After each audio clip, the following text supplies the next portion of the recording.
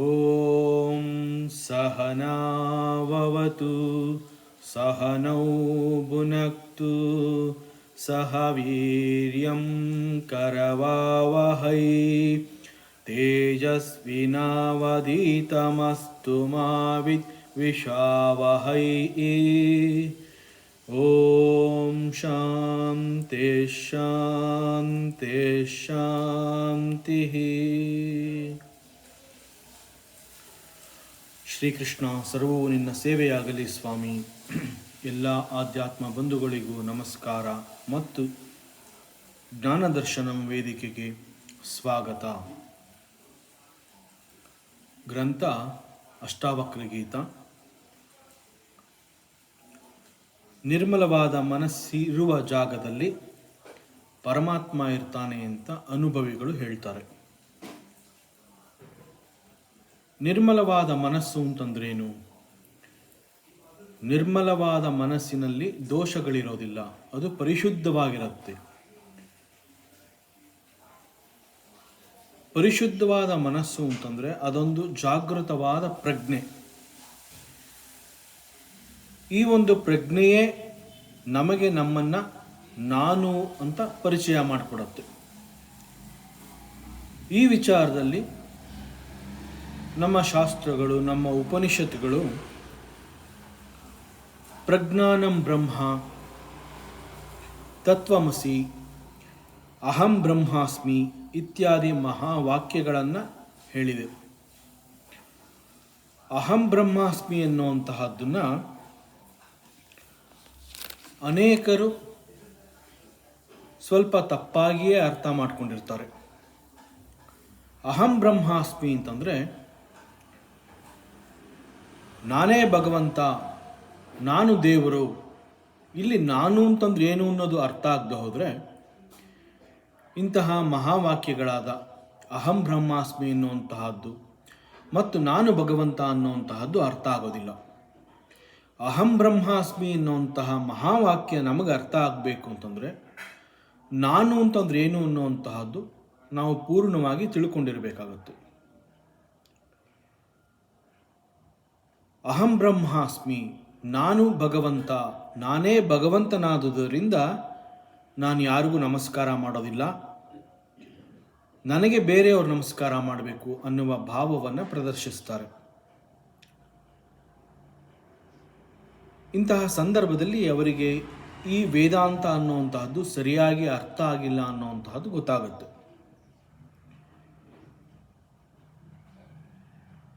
ಯಾರಿಗೂ ನಮಸ್ಕರಿಸೋದಿಲ್ಲ ಅನ್ನುವಂತಹ ತಿಳುವಳಿಕೆ, ನಾನಲ್ಲದೆ ಮತ್ತೊಬ್ಬ ಇದ್ದಾನೆ ಅನ್ನುವಂತಹ ಪ್ರಜ್ಞೆ ಅವರಲ್ಲಿ ಇರುತ್ತೆ.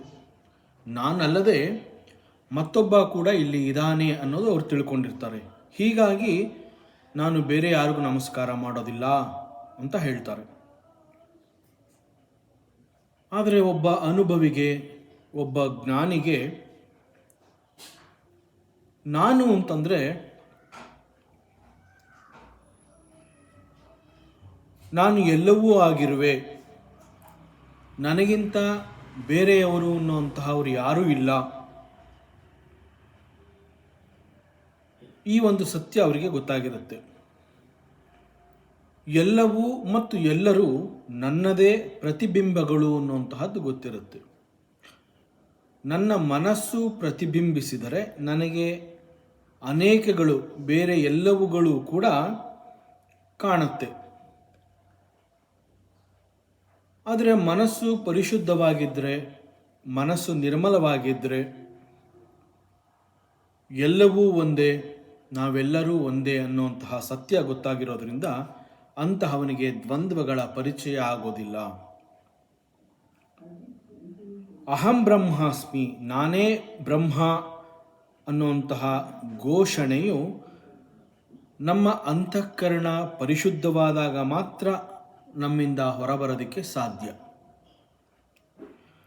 ನಮ್ಮಲ್ಲಿಯೇ ದ್ವಂದ್ವಗಳಿದ್ದರೆ, ನಮಗೆ ವಿಚಾರ ಸರಿಗೆ ಗೊತ್ತಾಗದೆ ಹೋದರೆ, ನಮ್ಮಲ್ಲಿ ಬಯಕೆಗಳಿದ್ದರೆ,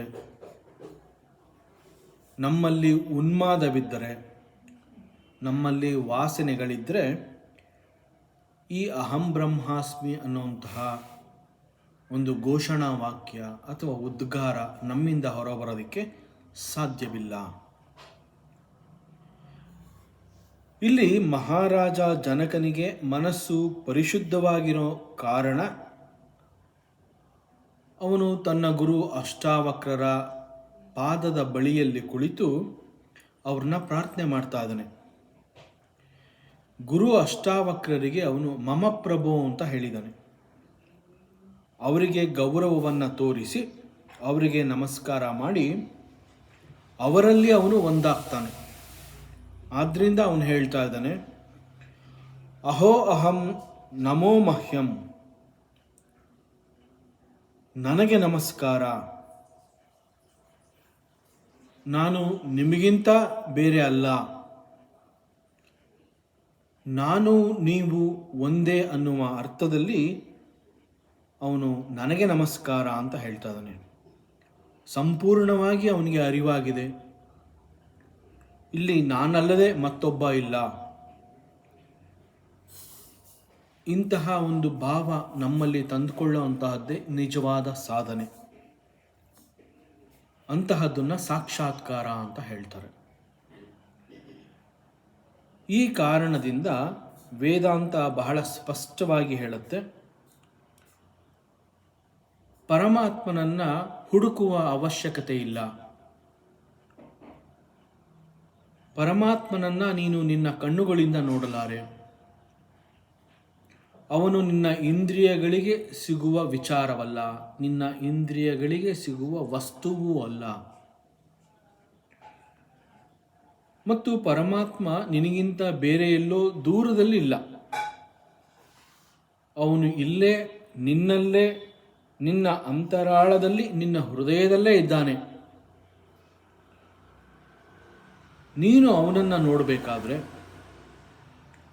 ನೀನು ಹೊರಗೆಲ್ಲೂ ಹೋಗಬೇಕಾಗಿಲ್ಲ, ಅವನ ಹುಡುಕಾಟ ಮಾಡಬೇಕಾಗಿಲ್ಲ.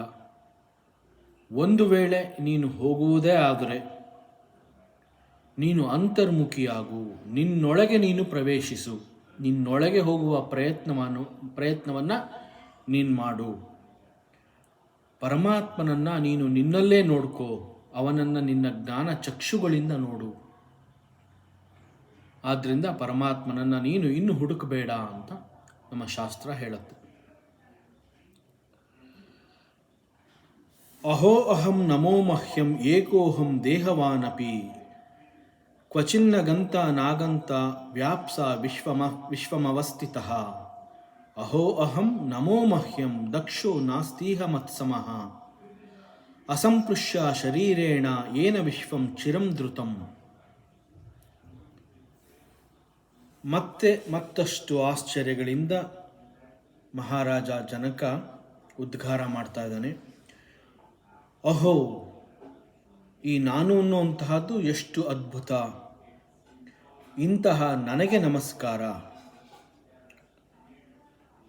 ದೇಹವಾನಪಿ, ದೇಹದಲ್ಲಿದ್ದರೂ ಕೂಡ ಏಕೋಹಂ, ನಾನು ಏಕಮಾತ್ರ.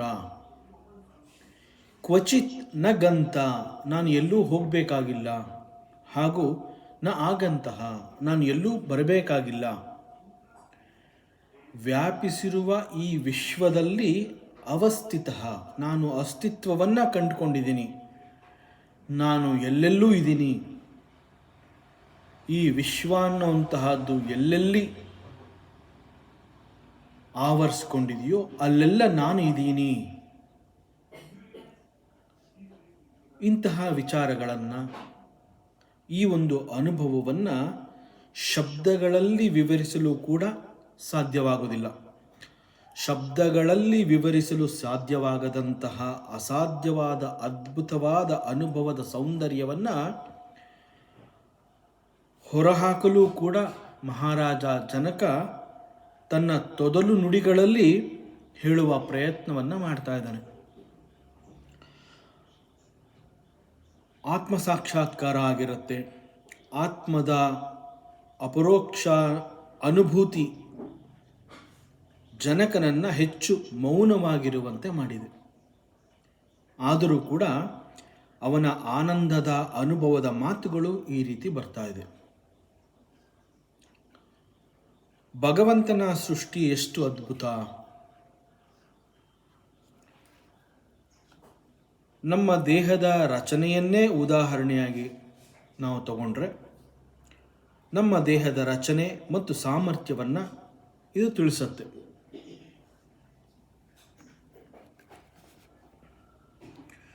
ನಮ್ಮ ಇಂದ್ರಿಯ, ಮನಸ್ಸು ಮತ್ತು ಬುದ್ಧಿ ಇದು ದೇಶಕಾಲದ ನಿಯಮಕ್ಕೆ ಒಳಪಟ್ಟಿರುತ್ತೆ. ದೇಶಕಾಲದ ಮಿತಿಯಲ್ಲಿ ಅಂತಂದರೆ ನಮ್ಮ ಇಂದ್ರಿಯ ಮನೋಬುದ್ಧಿಗಳು ಇಲ್ಲಿಂದ ಅಲ್ಲಿಗೆ, ಅಲ್ಲಿಂದ ಇಲ್ಲಿಗೆ ಹೋಗಿ ಬರುವ ಸಾಮರ್ಥ್ಯವನ್ನು ಹೊಂದಿದೆ. ಇಂತಹ ಅನುಭವವು ಅಹಂಕಾರಿಯಾಗಿರುವ ಪ್ರತಿಯೊಬ್ಬನಿಗೂ ಅರ್ಥ ಆಗಿದೆ. ಅಂತಂದರೆ ಯಾರು ದೇಹವನ್ನೇ ನಾನು ಅಂತ ತಿಳಿದಿರ್ತಾರೋ ಅಂತಹ ಪ್ರತಿ ಮನುಷ್ಯನಿಗೂ ಇದು ಅರ್ಥ ಆಗಿದೆ. ಆದ್ದರಿಂದ ಅವನು ಹೇಳ್ತಾನೆ, ನಾನು ಅಲ್ಲಿಗೆ ಹೋಗಿದ್ದೆ, ಅಲ್ಲಿಂದ ಇಲ್ಲಿಗೆ ಬಂದೆ, ಹೀಗೆಲ್ಲ ಅವನು ಹೇಳ್ತಾನೆ. ಯಾಕೆ ಅಂತಂದರೆ ಅವನು ಈ ದೇಶ ಕಾಲದ ವ್ಯವಸ್ಥೆಯ ನಿಯಮದ ಅಡಿಯಲ್ಲಿ ಒಳಬಂದಿರ್ತಾನೆ. ಅಂತಹ ಸಾಮರ್ಥ್ಯ ಅವನಿಗಿದೆ.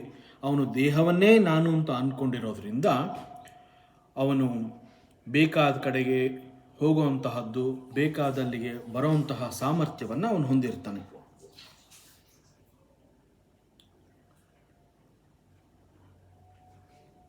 ಆದರೆ ಆತ್ಮ ಸಾಕ್ಷಾತ್ಕಾರ ಅಂತಂದರೆ ನಮ್ಮ ನೈಜ ಸ್ವರೂಪ, ಇದರ ಅರಿವು ಆದ ಕ್ಷಣದಲ್ಲಿ ನಮಗೆ ಗೋಚರವಾಗುವಂತಹ ಸತ್ಯ ಏನು ಅಂತಂದರೆ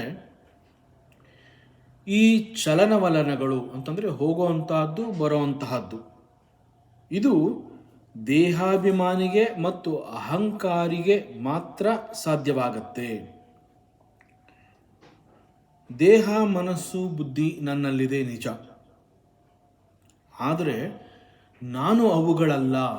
ಈ ಒಂದು ತಿಳುವಳಿಕೆ ಒಬ್ಬ ಜ್ಞಾನಿಗಿರುತ್ತೆ. ನಾನು ಅವುಗಳಿಗಿಂತ ಬೇರೆ ಅನ್ನುವ ವಾಸ್ತವ ತಿಳಿದಾಗ ಅವನ ಅನುಭವ ಏನು ಅಂತಂದರೆ ನಾನು ಎಲ್ಲೂ ಹೋಗಬೇಕಾಗಿಲ್ಲ ಮತ್ತು ಎಲ್ಲಿಂದಲೂ ನಾನು ಬರಬೇಕಾಗಿಲ್ಲ. ನಾನು ಎಲ್ಲೂ ಹೋಗುವವನಲ್ಲ ಮತ್ತು ಎಲ್ಲೂ ಬರುವವನಲ್ಲ. ನಾನು ಎಲ್ಲ ಕಡೆ ವ್ಯಾಪಿಸಿರುವವನು. ಅವನು ತನ್ನನ್ನು ನಾನು ಅಂತ ಹೇಳ್ಕೊತಾ ಇರೋದು ವಿಶ್ವ ಪ್ರಜ್ಞೆಯೊಂದಿಗೆ ಅವನು ಗುರುತಿಸ್ಕೊಂಡಿರ್ತಾನೆ. ವಿಶ್ವ ಪ್ರಜ್ಞೆಯೊಂದಿಗೆ ಅವನು ತನ್ನನ್ನು ಗುರುತಿಸ್ಕೊಂಡಿರೋದ್ರಿಂದ ಅವನಿಗೆ ಸತ್ಯದ ಅರಿವು ಆಗಿರುತ್ತೆ.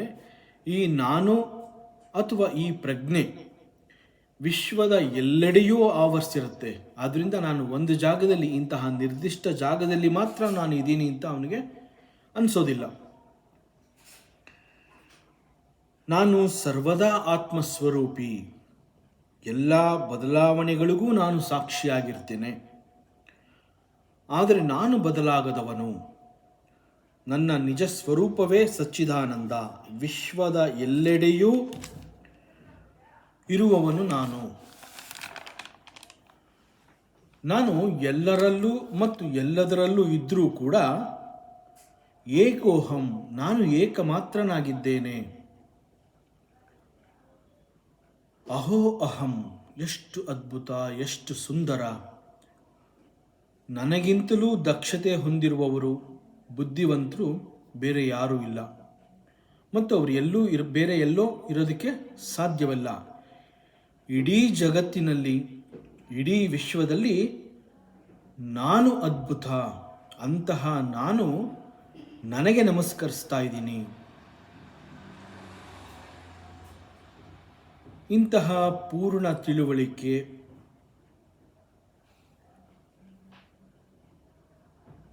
ಮಹಾರಾಜ ಜನಕನಿಗೆ ಇಂತಹ ಜ್ಞಾನ ಉದಯಿಸೋದಕ್ಕೆ ಒಂದು ದೊಡ್ಡ ಕ್ರಾಂತಿಯೇ ನಡೆದಿದೆ. ಇದು ಏಕಾಏಕಿ ಅವನಿಗೆ ಅನುಭವ ಆಗಿಲ್ಲ.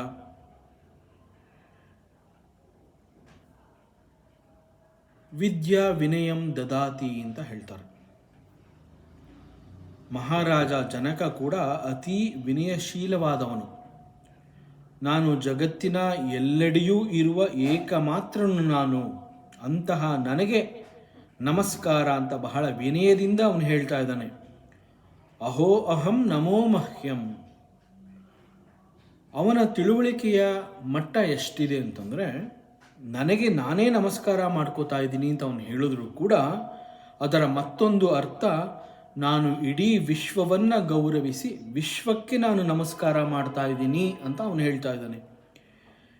ಇಂತಹ ತಿಳುವಳಿಕೆ ಪೂರಿತ ಮಾತು ಅವನಲ್ಲಿ ಬರಬೇಕಾದರೆ ಅವನಿಗೆ ಪೂರ್ಣತ್ವದ ಮಹತ್ವ ಏನು ಮತ್ತು ಎಷ್ಟು ಅನ್ನುವಂತಹ ಅರಿವು ಅವನಲ್ಲಿ ಜಾಗೃತವಾಗಿದೆ.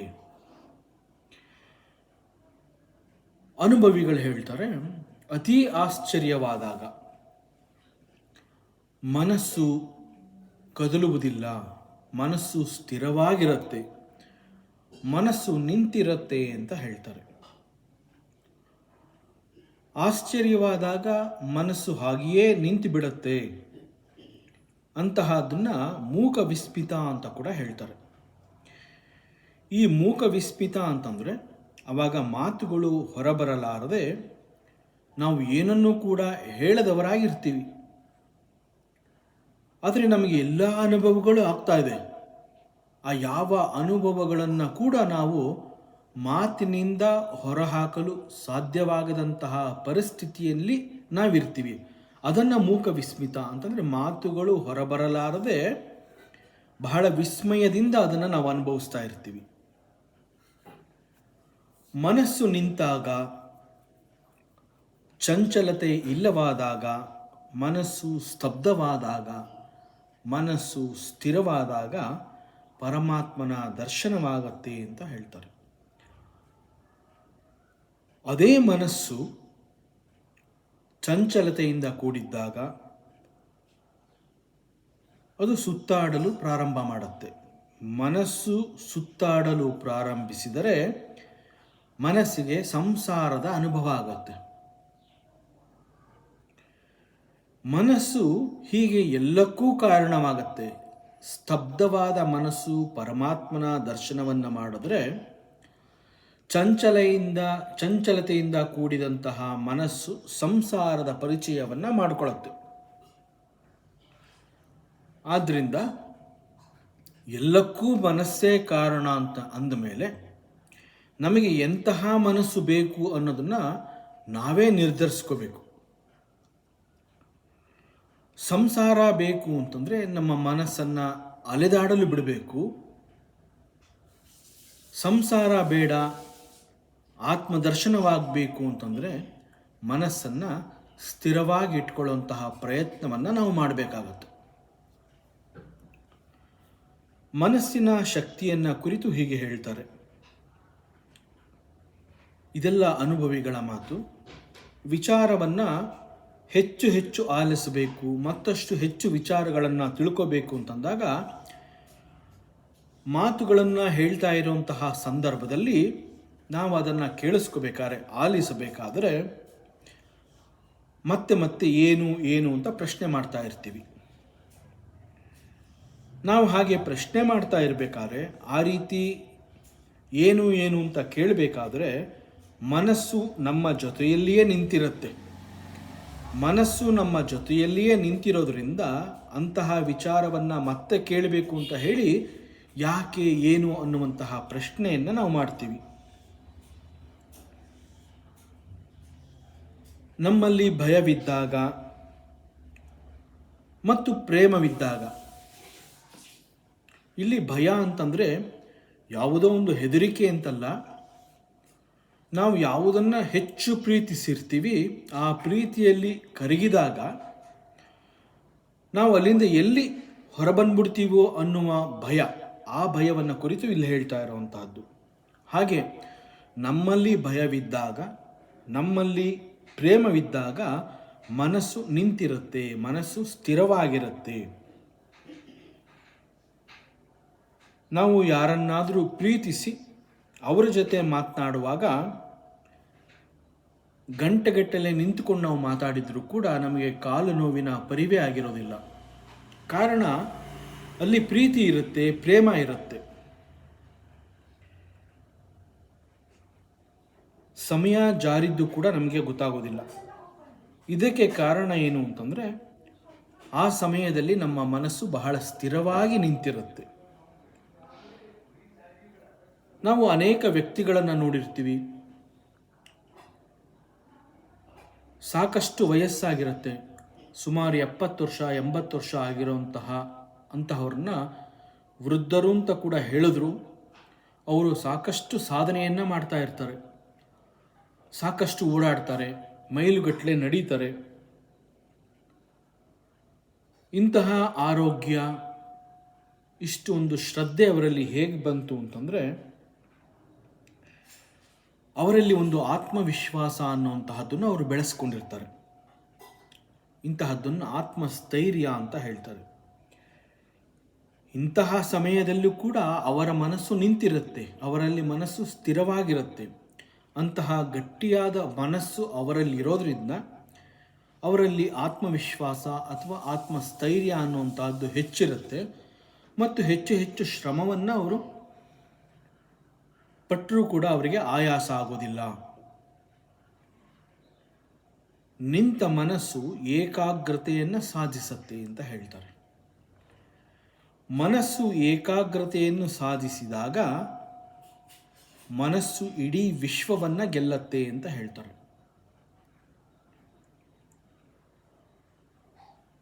ಬಹಳ ಆಶ್ಚರ್ಯವಾದಾಗಲೂ ಕೂಡ ಮನಸ್ಸು ಕದಲೋದಿಲ್ಲ. ಮಹಾರಾಜ ಜನಕನಿಗೆ ಇಂತಹ ಅನುಭವಗಳು ಆಗಿರೋದ್ರಿಂದ ಅವನು ಇಂತಹ ಉದ್ಗಾರಗಳನ್ನು ಮಾಡ್ತಾ ಇದ್ದಾನೆ. ಅಹೋ ಅಹಂ ನಮೋ ಮಹ್ಯಂ. ನಿಂತ ಮನಸ್ಸಿನಲ್ಲಿ, ಸ್ಥಿರವಾದ ಮನಸ್ಸಿನಲ್ಲಿ ಬಿಗಿತನ ಅನ್ನುವಂತಹದ್ದು ಇರೋದಿಲ್ಲ, ಅಲ್ಲಿ ಸಂಕೋಚ ಅನ್ನುವಂತಹದ್ದು ಇರೋದಿಲ್ಲ. ಮನಸ್ಸು ಬಹಳ ಹಗುರವಾಗಿರುತ್ತೆ. ಘನವಾಗಿದ್ದ ನಾವು ಅಂತಂದರೆ ಸ್ಥೂಲ ರೂಪಿಯಾಗಿದ್ದ ನಾವು ಬಹಳ ಹಗುರವಾಗಿ ಆವಿಯಂತೆ ಆಗಿರ್ತೀವಿ.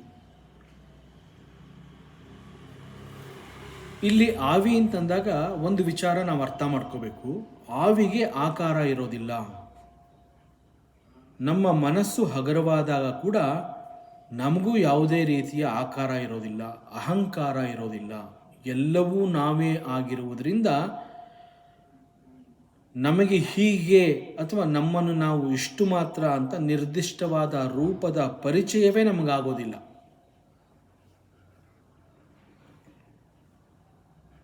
ಹಾಗಾದರೆ ನಮ್ಮಲ್ಲಿ ಘರ್ಷಣೆಗಳಾಗಲು ಕಾರಣ ಏನು? ಘರ್ಷಣೆಯ ಅನುಭವವನ್ನು ನಾವು ಸಾಕಷ್ಟು ಬಾರಿ ತಿಳ್ಕೊಂಡಿರ್ತೀವಿ. ಇಂತಹ ಘರ್ಷಣೆಯ ಅನುಭವ ಆಗುವುದಾದರೂ ಯಾತಕ್ಕೆ? ನಮ್ಮ ಘರ್ಷಣೆಯ ಮೂಲ ಏನು? ನಮ್ಮಲ್ಲಿ ನಾನು ನಾನು ನಾನು ಅನ್ನುವಂತಹ ನಾನು ಪ್ರಜ್ಞೆ ಬಲವಾಗಿ ಬೇರೂರಿರೋದ್ರಿಂದ ನಮಗೆ ಬಯಕೆಗಳ ಹಸಿವು ಉಂಟಾಗುತ್ತೆ. ನನಗೆ ಬೇಕು ಬೇಡಗಳ ಅನುಭವ ಆಗತ್ತೆ. ಯಾವುದೇ ವಸ್ತುವನ್ನು ನೋಡಿದಾಗ ಮನಸ್ಸು ಅಲ್ಲಿ ತನ್ನ ನಿರ್ಧಾರವನ್ನು ಸ್ಪಷ್ಟಪಡಿಸುತ್ತೆ. ಯಾವಾಗ ಒಂದು ವಸ್ತುವನ್ನು ನೋಡಿದಾಗ ಮನಸ್ಸು ಇಂತಹದ್ದು ನನಗೆ ಬೇಕು ಮತ್ತು ನನಗೆ ಬೇಡ ಅಂತ ಹೇಳಿದಾಗ ಅಲ್ಲಿ ಆ ವಸ್ತುವಿನೊಂದಿಗೆ ಮನಸ್ಸಿನ ಬಯಕೆ ಏನು ಅನ್ನುವಂತಹದ್ದು ಗೊತ್ತಾಗುತ್ತೆ. ನಮ್ಮ ಸಮಯಕ್ಕೆ ತಕ್ಕಂತೆ ಎಲ್ಲವೂ ಬಹಳ ಸುಲಭವಾಗಿ ನಡಿಬೇಕು ಅನ್ನುವ ಆಸೆ ನಮ್ಮಲ್ಲಿರುತ್ತೆ. ನನ್ನಿಷ್ಟದಂತೆಯೇ ಕೆಲಸ ಕಾರ್ಯಗಳು ನಡಿಬೇಕು, ಹಾಗೂ ನನ್ನಿಷ್ಟದಂತೆಯೇ ಇತರರ ಬದುಕು ಕೂಡ ನಾನು ಇಷ್ಟಪಡುವ ರೀತಿಯಲ್ಲಿ ನನ್ನಿಚ್ಛೆಯಂತೆ ಅವರು ಬದುಕಬೇಕು ಅನ್ನುವಂತಹದ್ದನ್ನು ಕೂಡ ನಾವು ಅನೇಕ ಬಾರಿ ಹೊರಹಾಕ್ತೀವಿ. ಬೇರೆಯವರು ನನ್ನ ಮಾತು ಕೇಳಬೇಕು, ಎಲ್ಲರಿಗಿಂತ ನಾನು ಮೇಲು ಅನ್ನುವ ಭಾವನೆ ಬಲವಾಗಿ ನಮ್ಮಲ್ಲಿ ಉಳ್ಕೊಂಡಿರುತ್ತೆ. ಪ್ರತಿಯೊಬ್ಬರೂ ನನ್ನನ್ನು ಪ್ರೀತಿಸಬೇಕು, ಆದರೆ ನಾನು ನನಗೆ ಯಾರು ಬೇಕೋ ಅವರನ್ನು ಮಾತ್ರ ನಾನು ಪ್ರೀತಿಸ್ತೀನಿ. ಹೀಗೆ ನಾನು ಬೇರೆ ಇತರರು ಬೇರೆ ಅನ್ನುವ ಭಾವ ನಮ್ಮಲ್ಲಿ ಗಟ್ಟಿಯಾಗ್ತಾ ಬರುತ್ತೆ. ಇದೊಂದು ತಪ್ಪು ತಿಳುವಳಿಕೆ. ಹೀಗೆ ನಾನು ಬೇರೆ ಇತರರು ಬೇರೆ ಅನ್ನುವ ತಪ್ಪು ತಿಳುವಳಿಕೆ ನನ್ನಲ್ಲಿ ಉಂಟಾಗೋದ್ರಿಂದ ನಾನು ಮನಸ್ಸಿನ ನಿರ್ಧಾರಗಳಿಗೆ ಬೆಲೆ ಕೊಡೋದಕ್ಕೆ ಪ್ರಾರಂಭ ಮಾಡ್ತೀನಿ. ಇಂತಹ ಭಾವನೆಗಳಿಂದ ಬಂಧಿತನಾಗಿ ನಾನು ನನ್ನನ್ನು ಗುರುತಿಸ್ಕೊಳ್ಳದೆ ನನ್ನನ್ನು ನಾನು ನಮಸ್ಕರಿಸ್ಕೊಳ್ಳೋದಿಲ್ಲ. ನಾನು ಎಲ್ಲವೂ ಆಗಿದ್ದರೂ ಅನಂತತೆಯ ಪರಿಚಯ ನನಗೆ ಆಗಿಲ್ಲದ ಕಾರಣ ನಾನು ಶರಣಾಗಲು ಬಯಸೋದಿಲ್ಲ.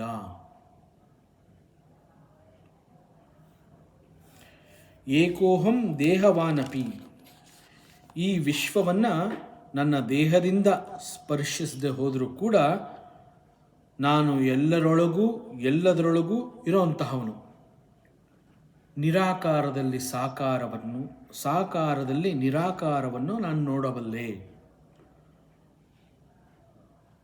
ದೃಶ್ಯ ಪ್ರಪಂಚದಲ್ಲಿ ಅನೇಕ ವಸ್ತುಗಳಿದೆ.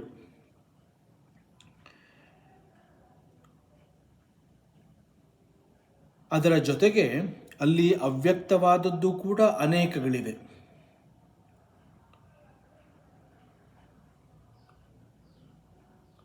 ಅನೇಕಗಳು ನನಗೆ ಕಾಣ್ತಾ ಇಲ್ಲ ಅಂತ ಮಾತ್ರಕ್ಕೆ ಅವುಗಳು ಅಲ್ಲಿ ಇಲ್ಲ ಅಂತಲ್ಲ, ಅವುಗಳು ಇದೆ, ಆದರೆ ನಾನು ನೋಡ್ತಾ ಇಲ್ಲ.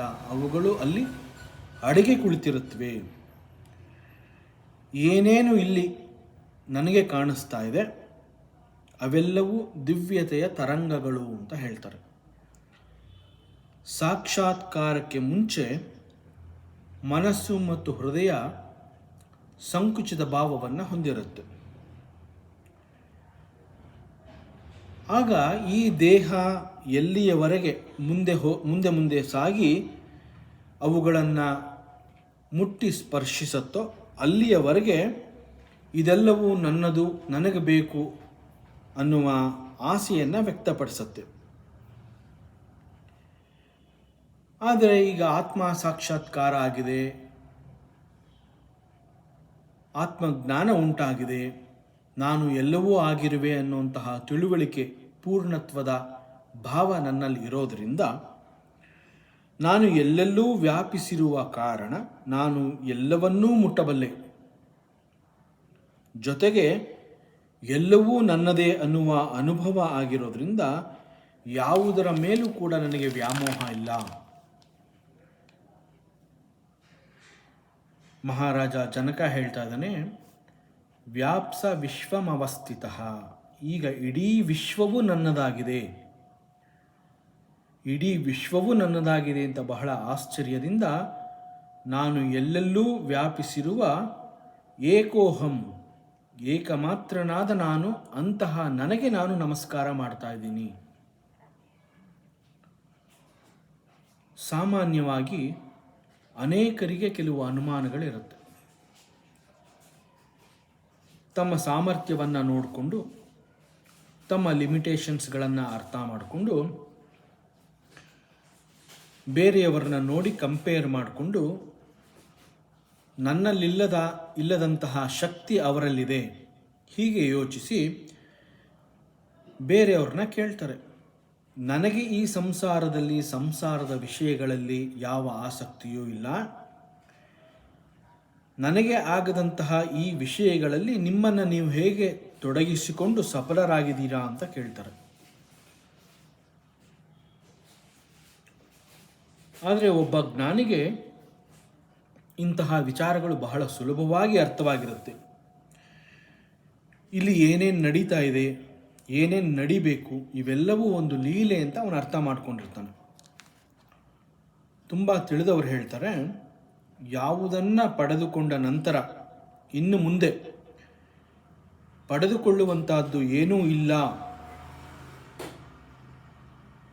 ಬೇಕಾದ್ದನ್ನು ಪಡೆದುಕೊಂಡ ನಂತರ ಯಾವ ಆಪತ್ತು ಕೂಡ ದೊಡ್ಡದಾಗಿ ಕಾಣೋದಿಲ್ಲ. ಆಗಬೇಕಾಗಿರುವಂತಹದ್ದು ಬಹಳ ಸುಲಲಿತವಾಗಿ ಆಗಿಯೇ ತೀರುತ್ತೆ, ಅದನ್ನು ನಿಲ್ಲಿಸೋದಕ್ಕಾಗೋದಿಲ್ಲ. ಅಂತಹದ್ದು ಜರುಗಿದಾಗ ಅದರ ಪರಿಣಾಮವಾಗಲಿ ಪ್ರಭಾವವಾಗಲಿ ಒಬ್ಬ ಜ್ಞಾನಿಯನ್ನು ತೀವ್ರವಾಗಿ ಕಾಡೋದಿಲ್ಲ, ಅದು ಅವನಿಗೆ ಹಾನಿಯನ್ನು ಉಂಟು ಮಾಡೋದಿಲ್ಲ.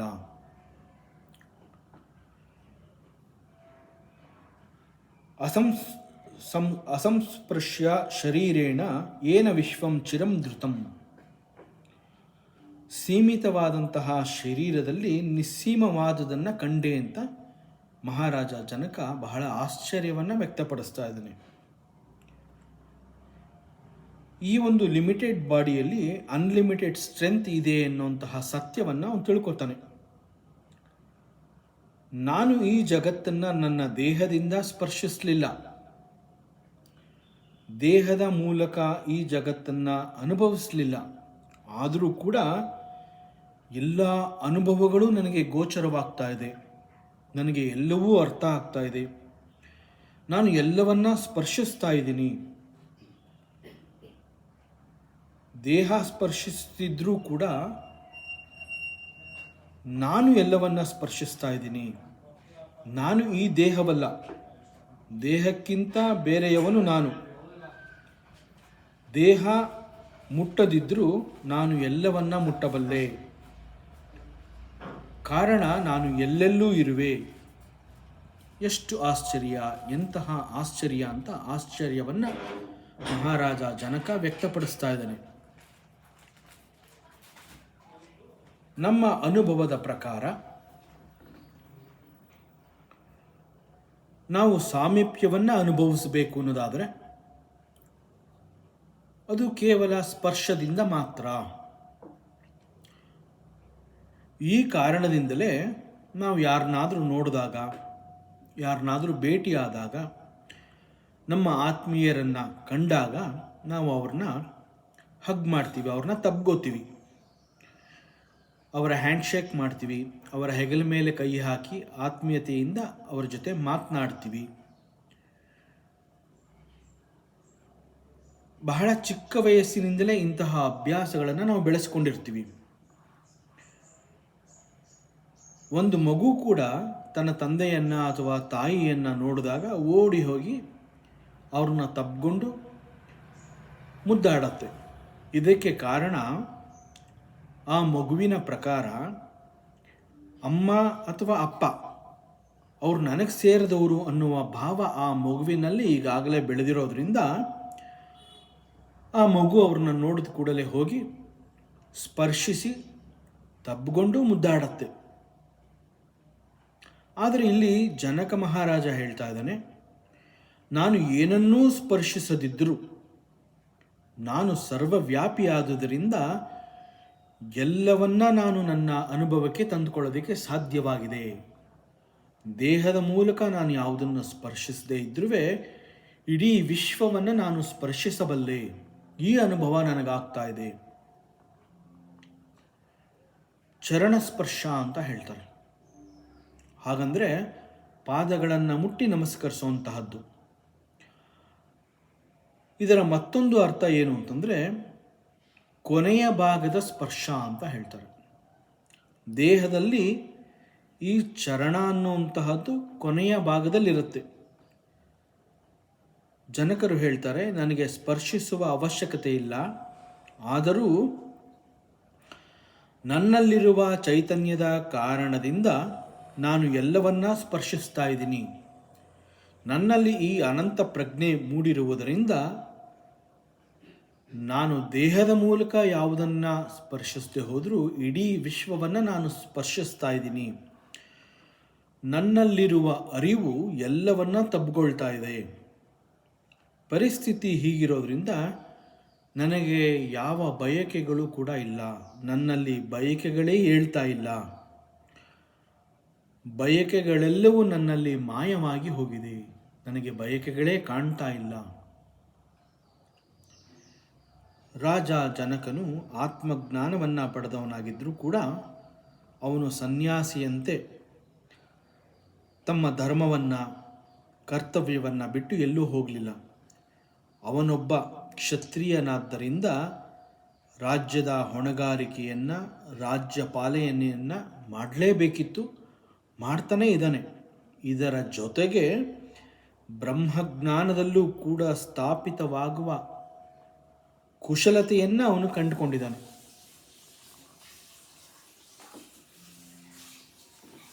ಒಂದು ಹಲಗೆಯ ಮೇಲೆ ಅಂತಂದರೆ ಒಂದು ರೈಟಿಂಗ್ ಬೋರ್ಡ್, ಒಂದು ಹಲಗೆಯ ಮೇಲೆ ಒಂದೇ ಸಮನೆ ನಾವು ಬರೀತಾ ಇದ್ದರೆ ಬರೆದಿರೋ ಅಂತಹದ್ದನ್ನು ಓದೋದಕ್ಕೆ ಸಾಧ್ಯವೇ ಇಲ್ಲ.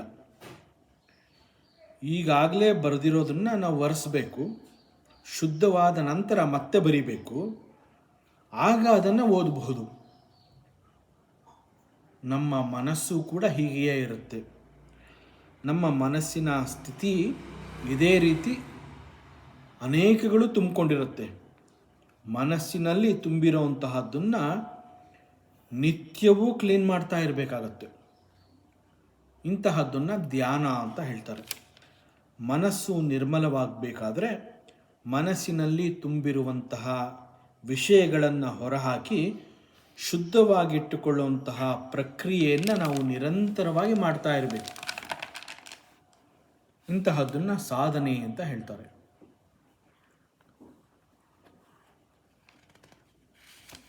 ಸಂಸಾರ ಅಂತಂದರೆ ಅದು ಎಂದಿಗೂ ಶ್ರಮ.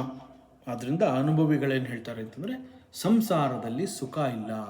ಇಲ್ಲಿ ಸಂಸಾರ ಅಂತಂದರೆ ಜಗತ್ತಿನ ವಸ್ತುಗಳೊಂದಿಗೆ ಅಂಟ್ಕೊಂಡಿರೋಂತಹದ್ದು, ಅದನ್ನು ಇಲ್ಲಿ ಶ್ರಮ ಅಂತ ಹೇಳಿರೋಂತಹದ್ದು. ಸಂಸಾರದಲ್ಲಿ ಏನೇ ಒಳ್ಳೇದು ಮಾಡಿದ್ರು, ಅಲ್ಲಿ ಏನೇ ಕೆಟ್ಟದ್ದು ನಡೆದ್ರೂ ಕೂಡ ಮುಂದೆ ಅದು ದುಃಖವಾಗಿಯೇ ಬದಲಾಗತ್ತೆ. ಯಾಕೆ ಅಂತಂದರೆ ಅವೆಲ್ಲವೂ ಜಗತ್ತಿಗೆ ಸೇರಿದಂತಹ ವಸ್ತುಗಳು.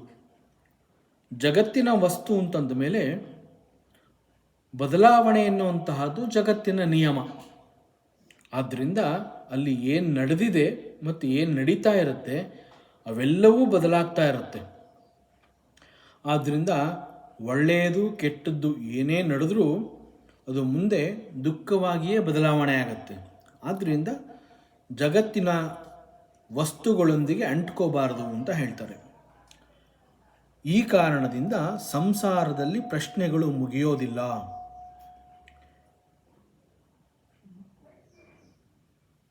ಪರಮ ವಿಶ್ರಾಂತಿ ಅಥವಾ ಪರಮಾತ್ಮ ವಿಶ್ರಾಂತಿ ಅಂತ ಹೇಳ್ತಾರೆ. ಈ ಪರಮಾತ್ಮ ವಿಶ್ರಾಂತಿ ಎನ್ನುವಂತಹದ್ದು ನಿಜವಾದ ಸುಖದ ಸಾಗರ. ಈ ಪರಮಾತ್ಮ ವಿಶ್ರಾಂತಿಯಲ್ಲಿ ಆಶ್ಚರ್ಯಕ್ಕೆ ಕೊನೆಯೇ ಇಲ್ಲ. ಸದಾಕಾಲ ಅದ್ಭುತವಾದ ಆಶ್ಚರ್ಯಕರವಾದ ಅನುಭವಗಳು ಆಗ್ತಾನೆ ಇರುತ್ತೆ.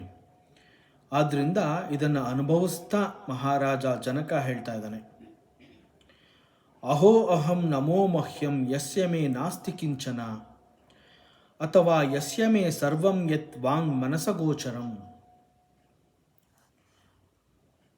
ಅಹೋ ಅದ್ಭುತ, ನಾನು ಅತೀ ಅದ್ಭುತ, ಅಂತಹ ನನಗೆ ನಮಸ್ಕಾರ. ನಮೋ ಮಹ್ಯಂ.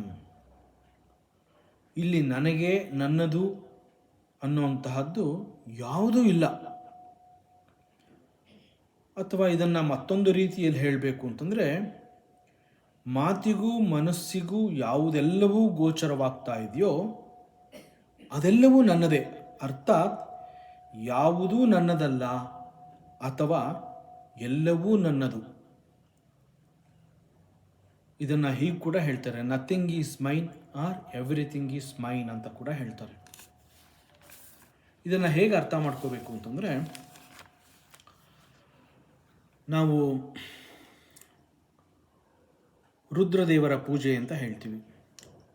ರುದ್ರದೇವರ ಪೂಜೆಯನ್ನು ಮಾಡಬೇಕಾದ್ರೆ ಅಲ್ಲಿ ನಮಕ ಮತ್ತು ಚಮಕ ಅಂತ ವೇದ ಮಂತ್ರಗಳನ್ನು ಪಠಿಸುವ ಕ್ರಮ ಇದೆ. ಯಾರಿಗೆ ದೇವರು ಎಂಬುದರ ಬಗ್ಗೆ ಪರಿಪೂರ್ಣವಾದ ಜ್ಞಾನ ಇರುತ್ತೋ, ಪರಮಾತ್ಮನ ಸಾಕ್ಷಾತ್ಕಾರ ಅನ್ನುವಂತಹದ್ದು ಆಗಿರುತ್ತೋ ಅಂತಹವರು ಹೇಗಿರ್ತಾರೆ? ಎಲ್ಲವನ್ನ ತಿಳಿದವರು ಬಹಳ ಶಾಂತವಾಗಿರ್ತಾರೆ ಅಂತ ಹೇಳ್ತಾರೆ. ಅವರ ವಿಶೇಷವಾದ ವರ್ತನೆಗೆ ಕಾರಣ ಏನು ಅಂತಂದರೆ, ಅವರು ಎಲ್ಲವನ್ನ ತಿಳಿದಿರೋದ್ರಿಂದ, ಅವರು ಎಲ್ಲವನ್ನೂ ಅರ್ತಿರೋದ್ರಿಂದ ಅವರ ಅನುಭವಗಳು ಅವರಿಗೆ ಸಮಾಧಾನವನ್ನು ತಂದುಕೊಟ್ಟಿರುತ್ತೆ. ಆದ್ದರಿಂದ ಅವರು ಶಾಂತವಾಗಿರ್ತಾರೆ. ಮುಖ್ಯವಾಗಿ ಅಂತಹವರಲ್ಲಿ ಮನಸ್ಸಿಲ್ಲ ಅನ್ನುವಂಥದ್ದನ್ನು ನಾವು ಗುರುತಿಸಬೇಕಾಗತ್ತೆ. ಅವರಿಗೆ ಮನಸ್ಸು ಅನ್ನುವಂತಹ ಉಪಕರಣ ಇರೋದಿಲ್ಲ. ಮನಸ್ಸಿನ ಮುಖಾಂತರ ಅವರು ತಿಳ್ಕೋಬೇಕಾಗಿರುವಂತಹದ್ದು ಏನೂ ಇರೋದಿಲ್ಲ.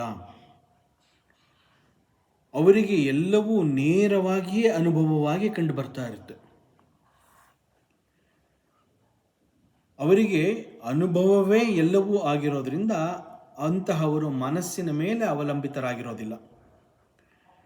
ಮನಸ್ಸಿಗೆ ಎಟಕದಿರುವಂತಹ ವಿಚಾರಗಳು ಅವರಿಗೆ ಅನುಭವವಾಗಿ ಕಂಡುಬರುತ್ತೆ. ಈ ಕಾರಣದಿಂದ ಅವರಿಗೆ ಮನಸ್ಸು ಅನ್ನುವಂತಹದ್ದು ನಗಣ್ಯ.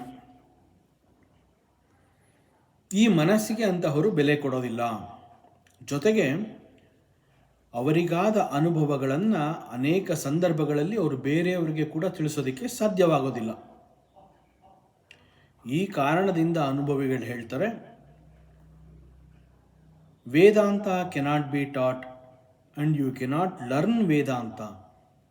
ಯಾಕೆ ಅಂತಂದರೆ ಈ ವೇದಾಂತ ಅನ್ನುವಂತಹದ್ದು ಅಥವಾ ಆತ್ಮಜ್ಞಾನ ಅನ್ನುವಂತಹದ್ದು it is to be realised. It is one's own experience. ಆದ್ದರಿಂದಲೇ ಇದನ್ನು ಆತ್ಮಜ್ಞಾನ, ಆತ್ಮವಿದ್ಯೆ, ಇದನ್ನು ಸೆಲ್ಫ್ ನಾಲೆಡ್ಜ್ ಅಂತ ಕೂಡ ಕರೀತಾರೆ. ಅನುಭವಿಗಳು ತಮ್ಮನ್ನು ಎಲ್ಲದರೊಂದಿಗೂ ಗುರುತಿಸ್ಕೊಂಡಿರ್ತಾರೆ. ಎಲ್ಲವೂ ಅವರೇ ಅನ್ನುವ ಅನುಭವವನ್ನು ಕೂಡ ಅವರು ಪಡ್ಕೊಂಡಿರ್ತಾರೆ. ಒಂದೊಮ್ಮೆ ಯಾರಾದರೂ ಅವ್ರನ್ನ ನೀವು ಯಾರು ಅಂತ ಕೇಳಿದ್ರೆ ಅಂತಹ ಸಮಯದಲ್ಲಿ ಅವರಿಗೆ ಸರಿಯಾಗಿ ಉತ್ತರವನ್ನು ಕೊಡೋದಕ್ಕೆ ಕೂಡ ಆಗೋದಿಲ್ಲ. ಬಹಳ ಮೌನದಿಂದ ಇರ್ತಾರೆ. ಇಂತಹ ಪ್ರಶ್ನೆಗಳು ಬಂದಾಗ ಅವರು ಹೆಚ್ಚು ಮಾತನಾಡೋದಿಲ್ಲ, ಮೌನದಿಂದ ಇರ್ತಾರೆ. ಯಾಕೆ ಅಂತಂದರೆ ಅವರ ಪ್ರಕಾರ ಇರುವವನು ಒಬ್ಬ ಮಾತ್ರ, ನ ದ್ವಿತೀಯ, ಎರಡನೇ ವಸ್ತು ಅಥವಾ ಎರಡನೇ ವ್ಯಕ್ತಿ ಅನ್ನುವಂತಹದ್ದು ಇಲ್ಲ ಅನ್ನುವ ಅನುಭವ ಅವರಿಗೆ ಪೂರ್ಣವಾಗಿ ಗೋಚರವಾಗಿರುತ್ತೆ. ಸತ್ಯ ಈ ರೀತಿ ಇರೋದ್ರಿಂದ ಅಂತಹವರು ಯಾರೊಂದಿಗೆ ತಾನೇ ತಮ್ಮ ಅನುಭವವನ್ನು ಹಂಚಿಕೊಳ್ಳೋದಕ್ಕೆ ಸಾಧ್ಯ. ಸಾಕ್ಷಾತ್ಕಾರ ಆಗಿರುವವನ ದೃಷ್ಟಿಯಿಂದ ನೋಡಿದ್ರೆ ಇಂತಹ ವಿಚಾರಗಳು ಸತ್ಯ. ಅಪ್ರಾಪ್ಯ ಮನಸಾ ಸಹ, ಅವನು ಮನಸ್ಸಿಗೆ ಎಟುಕುವವನಲ್ಲ, ಮನಸ್ಸಿಗೆ ಸಿಗುವ ವಸ್ತುವಲ್ಲ. ಚಮಕದಲ್ಲಿ ಚಮೆ ಚಮೆ ಅಂತ ಹೇಳ್ತಾ ಇರ್ತಾರೆ. ಇದರ ಅರ್ಥ ನನಗೆ ಎಲ್ಲವೂ ಬೇಕು. ಈ ಒಂದು ಪ್ರಾರ್ಥನೆಯನ್ನು ಮಾಡ್ತಾ ಇರ್ತಾರೆ. ಇಂತಹ ಪ್ರಾರ್ಥನೆಯ ಹಿಂದೆ ಒಂದು ದೊಡ್ಡ ರಹಸ್ಯವೇ ಅಲ್ಲಿದೆ. ಏನು ಅದು ಅಂತಹ ಸತ್ಯ ಅಂತಂದರೆ, ಎಲ್ಲವೂ ಪೂರ್ಣವಾಗಿ ನನಗೆ ಬೇಕು ಅಂತ ಬೇಡುವುದು ಯಾವ ಕಾರಣಕ್ಕೆ? ಸ್ವಲ್ಪ ನಾವು ಅರ್ಥ ಮಾಡ್ಕೋಬೇಕಾಗುತ್ತೆ. ಎಲ್ಲವೂ ಪೂರ್ಣವಾಗಿ ನನಗೆ ಬೇಕು ಅಂತ ಬೇಡುವಂತಹದ್ದು ಯಾವ ಕಾರಣಕ್ಕೆ? ಏನೋ ಒಂದು ಸ್ವಲ್ಪ ಸಿಕ್ಕಿದ್ರೆ ಸಾಕು ಅಂತಂದರೆ ಆವಾಗ ಪೂರ್ಣತ್ವದ ಅನುಭವ ಆಗೋದಿಲ್ಲ. ಪೂರ್ಣತ್ವದ ಅನುಭವ ಅಂತಂದರೆ ಎಲ್ಲವೂ ನನ್ನದೇ, ಎಲ್ಲವೂ ನಾನೇ ಆಗಿರುವೆ ಅನ್ನುವ ಭಾವ ಇರಬೇಕು. ಹೀಗಾಗಬೇಕಾದ್ರೆ ಅವನಲ್ಲಿ ಎಲ್ಲವೂ ಇರಬೇಕಾಗಿರುತ್ತೆ. ಅವನಿಗೆ ಕೊರತೆಯ ಭಾವ ಕಾಡಬಾರದು. ಎಲ್ಲವೂ ನನ್ನದೇ ಆದಾಗ, ಎಲ್ಲವೂ ನನಗೆ ಸಿಕ್ಕಿದಾಗ ನನಗೆ ಬೇಕು ಅನ್ನುವಂತಹದ್ದು ಮತ್ತೊಂದು ಇರೋದಿಲ್ಲ. ಎಲ್ಲವನ್ನ ಪಡೆದಿರುವೆ ಅಂತಂದಾಗ ಮತ್ತು ನನಗೆ ಏನೂ ಬೇಡ ಅಂತಂದಾಗ ನಾನು ನನ್ನನ್ನು ಪರಮಾತ್ಮನಲ್ಲಿ ಸುಲಭವಾಗಿ ತೊಡಗಿಸ್ಕೋಬಹುದು. ಸೂಕ್ಷ್ಮವಾಗಿ ಗಮನಿಸಿದರೆ ಇದು ಕೂಡ ಒಂದು ರೀತಿಯ ಉಪಾಸನೆ. ನನಗೆ ಎಲ್ಲವೂ ಬೇಕು ಅಂತ ಕೇಳ್ಕೊಳ್ಳೋವಂಥದ್ದು ಕೂಡ ಒಂದು ರೀತಿಯ ಉಪಾಸನೆ. ಯಾಕೆ ಅಂತಂದರೆ ಎಲ್ಲವೂ ನನ್ನದಾದಾಗ, ನನಗೆ ಏನೂ ಬೇಡವಾದಾಗ ಎಲ್ಲವೂ ಪರಮಾತ್ಮನದು, ನಾನು ಕೂಡ ಪರಮಾತ್ಮನದು ಅನ್ನುವ ಸತ್ಯ ಅರಿವಾಗುತ್ತೆ. ಪೂರ್ಣಂಚಮೆ ಪೂರ್ಣತರಂಚಮೆ ಅಂತ ಮಂತ್ರ ಬರುತ್ತೆ. ವಿರೂಪೇಭ್ಯೋ ವಿಶ್ವರೂಪೇಭ್ಯ ಅಂತ ಮಂತ್ರ ಹೇಳುತ್ತೆ. ವಿಶ್ವರೂಪನೂ ನೀನೇ, ವಿರೂಪನೂ ನೀನೇ, ಸ್ವರೂಪನೂ ನೀನೇ. ಎಲ್ಲವೂ ಪರಮಾತ್ಮ ಅಂತ ತಿಳಿಸೋದಕ್ಕಾಗಿ ಹೀಗೆ ನಮಕ ಮಂತ್ರ ಇದೆ. ಎಲ್ಲವೂ ನೀನೇ ಅಂತ ಹೇಳಿ ಭಗವಂತನನ್ನು ಸ್ತುತಿಸಿ ಕೊನೆಗೆ ಅವನನ್ನೇ ಪಡೆಯುವ ಆಸೆಯನ್ನು ಇಲ್ಲಿ ಒಬ್ಬ ಸಾಧಕ, ಉಪಾಸಕ ವ್ಯಕ್ತಪಡಿಸ್ತಾ ಇದ್ದಾನೆ.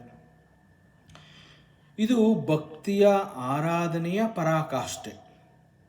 ಎಲ್ಲವೂ ನನಗೆ ಸಿಕ್ಕಿದೆ, ಎಲ್ಲವೂ ನನಗೆ ಸಿಕ್ಕಿದೆ ಅಂತಂದರೆ ಪರಮಾತ್ಮನೇ ನನಗೆ ಸಿಕ್ಕಿದ ಅನ್ನುವ ಅರ್ಥ ಬರುತ್ತೆ. ನನಗೆ ಎಲ್ಲವೂ ಪರಮಾತ್ಮನೇ ಆಗಿರೋದ್ರಿಂದ ಎಲ್ಲ ಸಿಕ್ಕಿದೆ ಅಂತಂದರೆ ಪರಮಾತ್ಮನನ್ನು ನಾನು ಹೊಂದಿದ್ದೀನಿ ಅನ್ನುವ ಒಂದು ವಿಶ್ವಾಸ ಗೊತ್ತಾಗುತ್ತೆ. ಈ ಕಾರಣದಿಂದ in order to get everything ಮತ್ತು ಪರಮಾತ್ಮನು ಎಲ್ಲವೂ ಆಗಿರೋದ್ರಿಂದ ನನಗೆ ಎಲ್ಲವೂ ಬೇಕು ಅಂತ ಅವನು ಕೇಳ್ಕೊತಾ ಇದ್ದಾನೆ. ಇದನ್ನು ವೇದಾಂತದ ಹಿನ್ನೆಲೆಯಿಂದ ಅರ್ಥ ಮಾಡ್ಕೋಬೇಕಾಗತ್ತೆ. ವೇದಾಂತದ ಹಿನ್ನೆಲೆಯನ್ನು ಇದನ್ನು ಅರ್ಥ ಮಾಡಿಕೊಂಡ್ರೆ ಒಬ್ಬ ಸಾಧಕನಾದವನು ಇಲ್ಲಿ ಸ್ವಾರ್ಥಕ್ಕಾಗಿ ಕೇಳ್ಕೊತಾ ಇದ್ದಾನೆ ಅಂತ ಅನಿಸೋದಿಲ್ಲ. ಅವನು ಇಲ್ಲಿ ಕೇಳ್ಕೊತಾ ಇರೋದು ಕೇವಲ ಪರಮಾತ್ಮನನ್ನು ಹೊಂದಲು ಆಸೆಯನ್ನು ವ್ಯಕ್ತಪಡಿಸ್ತಾ ಇದ್ದಾನೆ. ಆದ್ದರಿಂದ ಅವನು ಪರಮಾತ್ಮನನ್ನು ಈ ರೀತಿ ಕೇಳ್ಕೊತಾ ಇದ್ದಾನೆ. ಸಾಮಾನ್ಯವಾಗಿ ಲೌಕಿಕದಲ್ಲಿ ನಮ್ಮ ಪ್ರಾರ್ಥನೆ ಹೇಗಿರುತ್ತೆ ಅಂತಂದರೆ, ನಾವು ದೇವರನ್ನು ಬಿಟ್ಟು ಉಳಿದ ಎಲ್ಲವನ್ನ ಜಗತ್ತಿನ ಅಶಾಶ್ವತವಾದ ವಸ್ತುಗಳನ್ನು ಕೇಳ್ಕೊತೀವಿ. ನಮಗೆ ಮತ್ತು ಒಬ್ಬ ಸಾಧಕನಿಗೆ ಇರುವ ವ್ಯತ್ಯಾಸ ಈ ರೀತಿ. ಮೇಲ್ನೋಟಕ್ಕೆ ಒಬ್ಬ ಉಪಾಸಕ ತುಂಬ ದುರಾಸೆಯಿಂದ ಎಲ್ಲವನ್ನ ಕೇಳ್ಕೊತಾ ಇದ್ದಾನೆ ಅಂತ ಅನ್ನಿಸಬಹುದು. ಆದರೆ ಅಂತರಂಗವನ್ನು ಒಳಹೊಕ್ಕಿ ನೋಡಿದಾಗ ಆಧ್ಯಾತ್ಮದಲ್ಲಿ ಯಾರೂ ಕೂಡ ಸ್ವಾರ್ಥಿಯಾಗಿರಲು ಸಾಧ್ಯವಿಲ್ಲ ಅನ್ನೋದು ಗೊತ್ತಾಗತ್ತೆ. ಒಂದು ವೇಳೆ ಅವನಲ್ಲಿ ಸ್ವಾರ್ಥ ಇದ್ದರೆ ಅಂತಹವನು ಆಧ್ಯಾತ್ಮಕ್ಕೆ ಬರೋದಕ್ಕೆ ಸಾಧ್ಯವಿಲ್ಲ. ಉದಾಹರಣೆಗೆ, ನಾವು ಮಾಡ್ತಾ ಇರೋಂತಹ ಕಚೇರಿ, ಆಫೀಸು, ಈ ಆಫೀಸ್ ನನ್ನದು, ಈ ಮನೆ ನನ್ನದು ಮತ್ತು ಇವರು ನನ್ನ ಕುಟುಂಬದವರು ಅನ್ನುವ ಭಾವ ಪರಿಪೂರ್ಣವಾಗಿ ನಮ್ಮಲ್ಲಿ ಮೂಡಿ ಬಂದರೆ ಮಾತ್ರ ನಾವು ಒಂದು ಆಫೀಸ್ನಲ್ಲಿ ಚೆನ್ನಾಗಿ ಕೆಲಸ ಮಾಡಬಹುದು, ಮನೆಯನ್ನು ಚೆನ್ನಾಗಿ ನೋಡ್ಕೋಬಹುದು, ನಮ್ಮ ಕುಟುಂಬದ ಸದಸ್ಯರ ಬೇಕು ಬೇಡಗಳನ್ನು ನಾವು ಅರ್ಥ ಮಾಡ್ಕೋಬಹುದು. ಹಾಗೆಯೇ ಇಲ್ಲಿ ಸಾಧಕನು ಪೂರ್ಣತ್ವದ ಅನುಭವವನ್ನು ಗಳಿಸಿಕೊಳ್ಳಲು ಕ್ಷಮೆ ಕ್ಷಮೆ ಅಂತ ಪ್ರಾರ್ಥಿಸಿ ಪರಮಾತ್ಮನನ್ನೇ ಹೊಂದಲು ಅವನು ಇಷ್ಟಪಡ್ತಾ ಇದ್ದಾನೆ. ಇದು ಕೂಡ ಒಂದು ರೀತಿಯ ಬಯಕೆಯೇ ಆಗಿದ್ದರೂ ಇದು ಲೌಕಿಕ ಬಯಕೆಯಲ್ಲ. ಉದಾಹರಣೆಗೆ, ನಾನೊಂದು ದೊಡ್ಡ ತಪಸ್ಸನ್ನು ಮಾಡಿ ಪರಮಾತ್ಮನನ್ನು ಒಲಿಸಿಕೊಂಡು ಪರಮಾತ್ಮ ನನ್ನೆದುರಿಗೆ ಬಂದು ನಿಂತು ನಿನಗೇನು ಬೇಕು ಅಂತ ಕೇಳಿದಾಗ ಧ್ರುವನಂತೆ ಒಂದು ಲೋಕವನ್ನು ಕೇಳಿಕೊಂಡ್ರೆ ಅಥವಾ ಹಿರಣ್ಯಕಶಿಪುವಿನಂತೆ ಮರಣವೇ ಬೇಡ ಅನ್ನುವಂತಹ ಮೂರ್ಖ ವರವನ್ನು ಕೇಳಿಕೊಂಡ್ರೆ ಅಥವಾ ನನಗೆ ಚಿರಂಜೀವಿ ಆಗಬೇಕು ಅಂತ ಕೇಳಿಕೊಂಡ್ರೆ ಈ ನಮ್ಮ ಬೇಡಿಕೆಯಲ್ಲಿ ಪರಮಾತ್ಮನನ್ನು ಬಿಟ್ಟು ಉಳಿದ ಬೇರೆ ಏನನ್ನೋ ನಾವು ಕೇಳಿಕೊಂಡವ್ರಂಗೆ ಆಗತ್ತೆ. ಆದ್ದರಿಂದ ಇಂತಹ ಬೇಡಿಕೆಗಳು ಕೂಡ ಪೂರ್ಣತ್ವದ ಅನುಭವವನ್ನು ಕೊಡೋದಿಲ್ಲ. ಆದರೆ ಇಲ್ಲಿ ಸಾಧಕನು ನನಗೆ ಎಲ್ಲವೂ ಬೇಕು, ಯಾಕೆ ಅವನ ಆ ಥರ ಕೇಳ್ಕೊತಾ ಇದ್ದಾನೆ ಅಂತಂದರೆ ಅವನು ಗೊತ್ತು ಪರಮಾತ್ಮ ಅನ್ನುವಂತಹವನು ಎಲ್ಲವೂ ಆಗಿದ್ದಾನೆ. ಆದ್ದರಿಂದ ಅವನು ಇಲ್ಲಿ ಪರಮಾತ್ಮನನ್ನೇ ಕೇಳ್ಕೊತಾ ಇದ್ದಾನೆ. ಈ ದೃಷ್ಟಿಯಿಂದ ನೋಡಿದ್ರೆ ಪರಮಾತ್ಮನನ್ನು ಒಲಿಸಿಕೊಳ್ಳುವಂತಹದ್ದು ಸುಲಭ, ಆದರೆ ಅವನಲ್ಲಿ ಏನು ಬೇಡಬೇಕು ಅನ್ನುವಂತಹದ್ದು ಸ್ವಲ್ಪ ಮಹತ್ವ. ನಮ್ಮ ಬುದ್ಧಿ ಈ ರೀತಿ ಪರಮಾತ್ಮನನ್ನು ಹೊಂದುವಂತೆ ಬೇಡ್ಕೋಬೇಕಾಗತ್ತೆ. ನನಗೆ ಪರಮಾತ್ಮನನ್ನು ಬಿಟ್ಟು ಉಳಿದ ಬೇರೇನೂ ಬೇಡ ಅನ್ನುವ ಬುದ್ಧಿಯನ್ನು ನಾವು ಬೆಳೆಸ್ಕೋಬೇಕಾಗತ್ತೆ. ಅಂತಹ ಬುದ್ಧಿಯಲ್ಲಿ ಮನಸ್ಸು ನಾಶವಾಗತ್ತೆ ಅಂತ ಹೇಳ್ತಾರೆ. ಪ್ರಪಂಚದ ಅಣುರೇಣು ತೃಣಕಾಷ್ಟ ಇವೆಲ್ಲವೂ ನನ್ನದಾಗಬೇಕು ಅನ್ನುವಂತಹ ಉಪಾಸನೆಯಲ್ಲಿ ಪರಮಾತ್ಮ ನಮ್ಮದಾಗ್ತಾನೆ. ಸಾಮಾನ್ಯವಾಗಿ ನಾವೆಲ್ಲರೂ ಉಪನಿಷತ್ಗಳಲ್ಲಿ ಕೇಳಿರ್ತೀವಿ. ಮಹಾನಾರಾಯಣ ಉಪನಿಷತ್ನಲ್ಲಿ ಒಂದು ಕಡೆ ಈ ಮಂತ್ರ ಬರುತ್ತೆ, ತ್ಯಾಗೇ ನೈಕೆ ಅಮೃತತ್ವ ಮಾನುಷು. ಈ ಪ್ರಕಾರ ಉಪನಿಷತ್ ಹೇಳಿರುವಂತೆ ಆ ಅನುಭವ ಬೇಕು ಅಂತಂದರೆ ಮೊದಲು ನಾನು ಎಲ್ಲವನ್ನ ಹೊಂದಬೇಕು. ಎಲ್ಲವೂ ನನ್ನ ಬಳಿ ಇದೆ ಅಂತಂದರೆ ಮಾತ್ರ ನಾನು ಅವುಗಳನ್ನು ತ್ಯಾಗ ಮಾಡಬಹುದು. ನನ್ನಲ್ಲಿ ಯಾವುದೂ ಇಲ್ಲ ಅಂತಂದರೆ ತ್ಯಾಗ ಮಾಡುವಂತಹ ಬುದ್ಧಿ ನನ್ನಲ್ಲಿ ಬರೋದಕ್ಕೆ ಸಾಧ್ಯವೇ ಇಲ್ಲ. ಮತ್ತು ಉಪನಿಷತ್ ಮಂತ್ರದಂತೆ ಅಮೃತತ್ವಕ್ಕೆ ತ್ಯಾಗವೇ ಮುಖ್ಯ ಮಾರ್ಗ. ಆದ್ದರಿಂದ ತ್ಯಾಗದ ಬುದ್ಧಿಗಾಗಿ ಆದರೂ ನಾನು ಎಲ್ಲವನ್ನ ಹೊಂದಬೇಕು.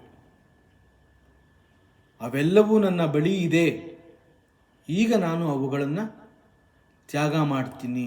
ಯಾಕೆ ಅಂತಂದರೆ ಅವುಗಳಿಲ್ಲದೆಯೂ ಕೂಡ ನಾನು ಇರಬಲ್ಲೆ ಅನ್ನುವ ತಿಳುವಳಿಕೆ ನಮ್ಮನ್ನು ತ್ಯಾಗಕ್ಕೆ ಪ್ರಚೋದಿಸತ್ತೆ. ಇಂತಹ ಅನುಭವ ಮಹಾರಾಜ ಜನಕನಿಗೆ ಆಗಿರೋದ್ರಿಂದ ಮಹಾರಾಜ ಜನಕ ಹೇಳ್ತಾ ಇದ್ದಾನೆ, ಅಹೋ ಅಹಂ ನಮೋ ಮಹ್ಯಂ ಯಸ್ಯ ಮೇ ನಾಸ್ತಿ ಕಿಂಚನ ಅಥವಾ ಯಸ್ಯ ಮೇ ಸರ್ವಂ ಯತ್ ವಾಂಗ್ ಮನಸಗೋಚರಂ. ಮನಸ್ಸಿಗೆ ಯಾವುದೆಲ್ಲವೂ ಗೋಚರವಾಗಿ ಅನುಭವವಾಗಿ ಬದಲಾಗಿರುತ್ತೋ ಆಗ ಅದೆಲ್ಲವೂ ನನ್ನದೇ, ಅಥವಾ ಅದು ಯಾವುದೂ ನನ್ನದಲ್ಲ. Nothing is mine or everything is mine. ಮನಸ್ಸು ಬುದ್ಧಿ ಪರಿಶುದ್ಧವಾದಾಗ ಅಂತಹದ್ದನ್ನು ಸೋಹಂ ಅಂತ ಹೇಳ್ತಾರೆ. ನಾನು ಅದೇ ಆಗಿದ್ದೇನೆ, ಅಂತಹ ನನಗೆ ನಮಸ್ಕಾರ. ವೇದಾಂತದಲ್ಲಿ ನಮಃ ಅನ್ನುವಂತಹದ್ದು ಕೂಡ ಬಹಳ ಅದ್ಭುತವಾದ ಪದ. ಈ ನಮಃ ಅನ್ನೋದನ್ನು ಸ್ವಲ್ಪ ಹಿಂದೆ ಮುಂದೆ ಮಾಡಿದ್ರೆ ಅದು ಮನಃ ಅಂತ ಆಗತ್ತೆ. ಮನಃ ಅಂತಂದರೆ ಮನಸ್ಸು. ಮನಸ್ಸು ನಾಶವಾದಾಗ ಅಲ್ಲಿ ಪ್ರೇಮ ಉದಯವಾಗತ್ತೆ. ಪ್ರೇಮ ಸ್ಫುಟಿಸಬೇಕು ಅಂತಂದರೆ ಮನೋನಾಶವಾಗಬೇಕು, ಮನಸ್ಸು ಇನ್ನಿಲ್ಲವಾಗಬೇಕು. ಈ ಹಂತವನ್ನು ಕೆಲವರು ನೋವಿನ ಸಂಗತಿ, ವೇದನಕರ ಅಂತ ಹೇಳ್ತಾರೆ. ಇದು ನೋವಿನ ಸಂಗತಿಯಾದ್ದರಿಂದ ಪ್ರೇಮದ ಜೊತೆಗೆ ನೋವು ಕೂಡ ಬರುತ್ತೆ ಅಂತ ಹೇಳ್ತಾರೆ. ಈ ನೋವಿಗೆ ಕಾರಣ ಏನು? ಮನಸ್ಸು ಬುದ್ಧಿ ಅಹಂಕಾರ ಲಯವಾಗ್ತಾ ಇರೋದ್ರಿಂದ ಈ ನೋವು ಅನ್ನುವಂತಹದ್ದು ವೇದನಕರ ಅಂತ ಕೆಲವರು ಹೇಳ್ತಾರೆ. ಈ ನೋವಿನಿಂದ ಹೊರಬರಲು ಮನಸ್ಸು ಗೊಂದಲವನ್ನೆಬ್ಬಿಸಿ ಅಲ್ಲಿ ಜಗಳವಾಡುತ್ತೆ. ಅದನ್ನು ಘರ್ಷಣೆ ಅಂತ ಹೇಳ್ತಾರೆ. ಎಲ್ಲಿ ಪ್ರೀತಿ ಪ್ರೇಮ ಹೆಚ್ಚಾಗಿರುತ್ತೆ ಅಲ್ಲಿ ಪ್ರೀತಿಸುವವರು ಕೂಡ ಜಗಳವಾಡ್ತಾರೆ. ಆದರೆ ಯಾಕೆ ಜಗಳ, ಯಾಕೆ ಗೊಂದಲಗಳು, ಇದೇನೂ ತಿಳಿಯೋದಿಲ್ಲ.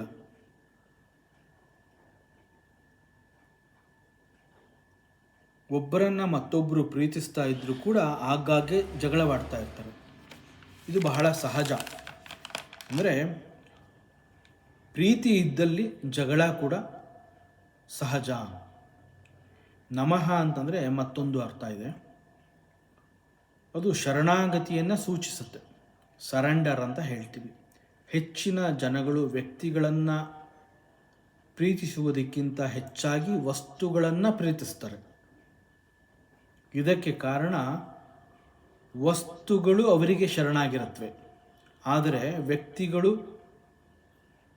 ಬಗ್ಗೋದಿಲ್ಲ, ಶರಣಾಗೋದಿಲ್ಲ. ಅವರು ಸೋಲನ್ನ ಒಪ್ಕೊಳ್ಳೋದಿಲ್ಲ.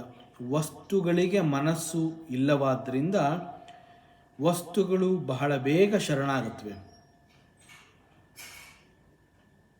ವಸ್ತುಗಳು ಅವುಗಳನ್ನು ಹೊಂದಿರುವವನ ಬಳಿ ಅವು ಜಗಳ ಆಡೋದಿಲ್ಲ. ವಸ್ತುಗಳನ್ನು ಹೊಂದಿರುವವನು ಸುರಕ್ಷಿತವಾಗಿರ್ತಾನೆ ಈ ವಿಚಾರದಲ್ಲಿ. ಉದಾಹರಣೆಗೆ ನಾವು ಪ್ರಾಪರ್ಟಿ ಅಂತ ಹೇಳ್ತೀವಿ, ಆಸ್ತಿ. ಈ ಆಸ್ತಿಯನ್ನು ಪರ್ಚೇಸ್ ಮಾಡಿ ಅದನ್ನು ಅನುಭವಿಸಿ ನಂತರ ಮುಂದೆ ಎಂದೋ ಒಂದು ದಿನ ಅದನ್ನ ಮಾರಬೇಕು ಅಂತ ಹೇಳಿದಾಗ ನಾವು ಯಾವ ಪ್ರಾಪರ್ಟಿಯನ್ನು ನಾವು ನಮಗೆ ಬೇಕು ಅಂತ ಹೇಳಿ ಪರ್ಚೇಸ್ ಮಾಡಿರ್ತೀವಿ, ಆ ಪ್ರಾಪರ್ಟಿ ನಾವು ಮತ್ತೆ ಮಾರ್ತೀವಿ ಅಂತ ನಿರ್ಧರಿಸಿದಾಗ ಅವು ಬಂದು ನಮ್ಮ ಮುಂದೆ ಗೋಳಾಡೋದಿಲ್ಲ, ನನ್ನನ್ನು ಮಾರಬೇಡ ಅಂತ ಅವು ಹೇಳೋದಿಲ್ಲ. ಆದ್ದರಿಂದ ವಸ್ತುಗಳು ಬೇಡ ಎಂದಾಗ ಮರುಕ್ಷಣದಲ್ಲಿ ನಾವು ಅವನ್ನು ಮಾರಬಹುದು, ಅದೇನು ಕಷ್ಟ ಅಲ್ಲ. ಆದರೆ ವಸ್ತುಗಳಂತೆ ವ್ಯಕ್ತಿಗಳು ಸುಮ್ಮನೆ ಇರೋದಿಲ್ಲ. ಮನುಷ್ಯನನ್ನು ಸಮಾಧಾನ ಮಾಡುವಂತಹದ್ದು ಬಹಳ ಕಷ್ಟ, ಭಗವಂತನನ್ನು ಒಲಿಸಿಕೊಳ್ಳುವಂತಹದ್ದು ಮತ್ತಷ್ಟು ಕಷ್ಟ. ಆದ್ದರಿಂದ ಭಗವಂತನನ್ನು ಒಲಿಸ್ಕೊಳ್ಳುವಂತಹದ್ದನ್ನು ಸಾಧನೆ ಅಂತಲೇ ಹೇಳ್ತಾರೆ. ನಮೋ ಮಹ್ಯಂ, ಹೀಗೆ ಎಲ್ಲವೂ ತಿಳಿದಿರುವಂತಹ ಅದ್ಭುತವಾದ ನನಗೆ ನಮಸ್ಕಾರ. ಹೊರಗಿನವರ ಜೊತೆ ನಾವು ಜಗಳ ಆಡಬಹುದು, ಆದರೆ ನಮ್ಮ ಜೊತೆಗೆ ನಾವೇ ಜಗಳ ಆಡುವಂತಹದ್ದು ಬಹಳ ಕಷ್ಟ. ನಮ್ಮ ಆಳದಿಂದ ಅಂತರಂಗದಿಂದ ನಾವೇ ಶರಣಾದಾಗ ಇಲ್ಲಿರೋಂತಹದ್ದು ಕೇವಲ ನಾನು ಮಾತ್ರ, ಇಲ್ಲಿ ನಾನಲ್ಲದೆ ಮತ್ತೊಬ್ಬ ಇದ್ದಾನೆ ಅಂತ ನನಗೆ ಅನ್ನಿಸ್ತಾನೇ ಇಲ್ಲ ಅನ್ನುವ ಸತ್ಯ ಗೊತ್ತಾಗುತ್ತೆ. ಯಸ್ಯಮೇ ನಾಸ್ತಿ ಕಿಂಚನ, ಇಲ್ಲಿ ನನ್ನದು ಅನ್ನುವಂತಹದ್ದು ಕೂಡ ಯಾವುದೂ ಇಲ್ಲ, ಅಥವಾ ಎಲ್ಲವೂ ನನ್ನದೇ ಆಗಿದೆ. ಮಾತಿನಿಂದ ಮನಸ್ಸಿನಿಂದ ಏನೆಲ್ಲ ಗೋಚರವಾಗ್ತಾ ಇದೆಯೋ ಅವೆಲ್ಲವೂ ನನ್ನದೇ ಒಂದು ಭಾಗ ಅಂತ ತಮ್ಮ ಅದ್ಭುತವಾದ ಅನುಭವವನ್ನು ಮಹಾರಾಜ ಜನಕ ಹಂಚಿಕೊಂಡು ಇಲ್ಲಿ ಹೇಳ್ತಾ ಇದ್ದಾನೆ. ಆತ್ಮಸ್ತುತಿಯಲ್ಲೂ ಇಂತಹದೇ ಒಂದು ಶ್ಲೋಕ ಕೊನೆಯಲ್ಲಿ ಬರುತ್ತೆ. ವಾಸ್ತವವನ್ನು ಅರಿತಾಗ ಅಂತಂದರೆ ಸತ್ಯವು ಗೋಚರವಾದಾಗ, ನಿಜ ಸ್ಥಿತಿ ಏನು ಅಂತ ಗೊತ್ತಾದಾಗ ಇಂತಹ ವರ್ತನೆ ಸ್ವಾಭಾವಿಕ. ಶುದ್ಧ ಚೈತನ್ಯ ರೂಪಿಯಾದ ಆತ್ಮವೇ ಎಲ್ಲದಕ್ಕೂ ಆಧಾರವಾಗಿರೋದ್ರಿಂದ ಅದು ಈ ರೀತಿಯಲ್ಲಿ ವರ್ತಿಸುತ್ತೆ. ಅಷ್ಟು ಮಾತ್ರ ಅಲ್ಲ, ಜಗತ್ತು ನಶ್ವರ, ಜಗತ್ತು ಮಿಥ್ಯ, ಅದು ಸತ್ಯವಲ್ಲ. ಈ ಜಗತ್ತು ಸತ್ಯವಲ್ಲ ಅಂತಂದ ಮೇಲೆ ಜಗತ್ತಿನಲ್ಲಿ ಕಾಣ್ತಾ ಇರುವಂತಹ ನಾಮರೂಪಗಳು ಕೂಡ ನನಗೆ ಸೇರಿದ್ದಲ್ಲ, ಅವು ಕೂಡ ನಶ್ವರ, ಅವು ಕೂಡ ಎಂದೋ ಒಂದು ದಿನ ನನ್ನನ್ನು ಬಿಟ್ಟು ಹೋಗುವಂತಹದ್ದು. ಮಹಾರಾಜ ಜನಕನಿಗೆ ಆತ್ಮಜ್ಞಾನ ಪ್ರಾಪ್ತವಾಗಿರೋದ್ರಿಂದ ಅವನು ಅದನ್ನೇ ಇಲ್ಲಿ ಹೇಳ್ತಾ ಇದ್ದಾನೆ. ಯಾವುದೂ ನನ್ನದಲ್ಲ ಅಥವಾ ಎಲ್ಲವೂ ನನ್ನದೇ, ನಾನು ಸರ್ವವ್ಯಾಪಿ ಆದುದರಿಂದ ನಾನು ಜಗತ್ತನ್ನು ಸ್ಪರ್ಶಿಸದಿದ್ದರೂ ಕೂಡ ನಾನು ಇಡೀ ವಿಶ್ವವನ್ನು ವ್ಯಾಪಿಸಿರೋದ್ರಿಂದ ಶರೀರದ ಮೂಲಕ ನಾನು ಯಾವುದನ್ನೂ ಸ್ಪರ್ಶಿಸಬೇಕಾಗಿಲ್ಲ, ಆದರೆ ನಾನು ಎಲ್ಲವನ್ನ ಸ್ಪರ್ಶಿಸ್ತಾ ಇದ್ದೀನಿ. ಮತ್ತಷ್ಟು ವಿಚಾರಗಳನ್ನು ಮುಂದಿನ ಅವಕಾಶದಲ್ಲಿ ಮತ್ತೆ ಮುಂದುವರಿಸೋಣ. ಓಂ ಪೂರ್ಣಮದಃ ಪೂರ್ಣಮಿದಂ ಪೂರ್ಣಾತ್ ಪೂರ್ಣಮುದಚ್ಯತೆ ಪೂರ್ಣಸ್ಯ ಪೂರ್ಣಮಾದಾಯ ಪೂರ್ಣಮೇವಾವಶಿಷ್ಯತೆ. ಓಂ ಶಾಂತಿ ಶಾಂತಿ ಶಾಂತಿ.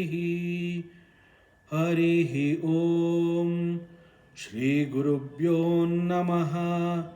ಹರಿ ಓಂ. ಈ ದಿನದ ಪ್ರವಚನ ಸೇವೆಯನ್ನು ಪರಮಾತ್ಮ ಶ್ರೀಕೃಷ್ಣನ ಪಾದಚರಣಗಳಲ್ಲಿ ಅತ್ಯಂತ ಭಕ್ತಿಯಿಂದ ಶ್ರದ್ಧೆಯಿಂದ ಅರ್ಪಿಸೋಣ. ಶ್ರೀಕೃಷ್ಣಾರ್ಪಣಮಸ್ತು.